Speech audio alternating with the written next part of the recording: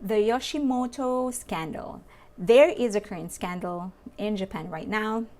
Korea is not the only one that's going through a lot of scandals, Japan as well. And it involves probably the biggest media company that they have, the Yoshimoto company. The heart of the company is actually comedy. They have a lot of comedians under their management. I think it's because they started as a comedy bar and then they just grew from there. They have some of the biggest names in comedy. And what happened is that last June, a journalist made an expose that several of their comedians were connected to or are connected to a crime syndicate. And the proof is that back in 2014, so for us to understand what happened, we're going to have to go back 2014. 2014, some of the comedians of Yoshimoto actually attended an event that was organized by a crime syndicate, and they got paid directly by a crime syndicate. So when this journalist came out with the story, the comedians actually didn't say anything, and they denied their involvement to the event. But it just came to a point when they couldn't anymore. And so, not last Saturday, but the Saturday previous to the current Saturday that we just had, two of those comedians that were invited actually held a press conference and said that and admitted that they actually attended the event. And so initially, when the story first came out in June, the public was so angry at these comedians for what they have done. But when two of the comedians that actually attended the event came to talk to the press, they said that they wanted to admit what happened, but the president of their company, Okimoto, gagged them and threatened that he was going to end their contract if they violate what he's saying. So they did not have a choice but to not talk about it, and they couldn't say that they were actually paid because Okimoto, the president of Yoshimoto, gagged them. And they were actually fired. When the two comedians said that, Okimoto came forward and admitted that he actually threatened all the comedians that attended the event hosted by the crime syndicate. And he also admitted that he fired some of these comedians because they violated what he said. So he bowed, he apologized, and said that he was going to take a 50% pay cut for a year as a sign of repentance, and that he was willing to reinstate the contract of other comedians that he fired. So that is actually the end.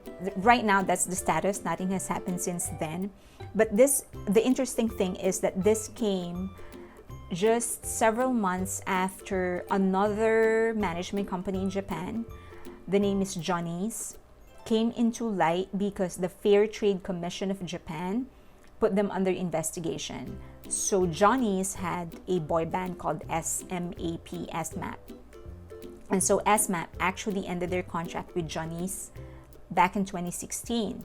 But when their contract ended, all of their TV appearances and all of the jobs that they usually get, they lost.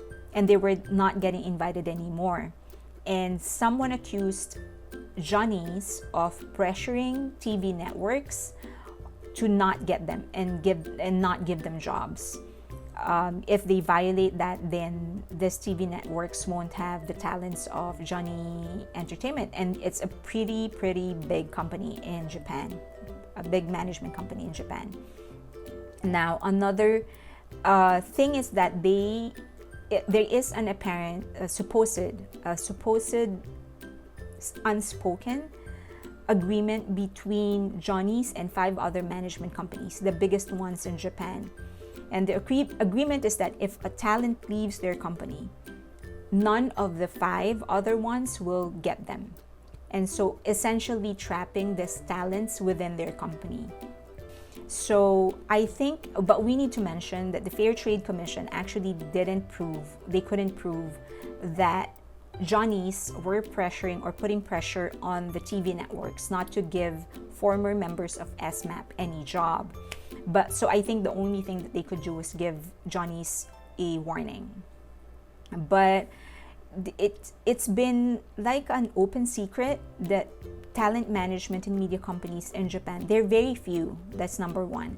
I think in terms of as a music market, they are the biggest next to the US, but it's dominated by like 6 companies. They're very few, and so they fully control the industry. And I hope that this incident is something that would sort of empower the artists a little bit more. I know that there's a lot of talks in the US about artists not being given a chance or opportunity to control their creative or their life in general, their career. We all know about Taylor Swift and a certain producer buying rights to the masters of her past works. But this is not unique to the US. This is even more common in Asian countries, just because there really are very few big players. And so the big players are sort of banding together and making it worse for the artists. So I hope that this is something, this event, this thing that just happened, I hope this inspires some change in Japan and in Asia in general in terms of artist rights. That's it. That's the update from Japan.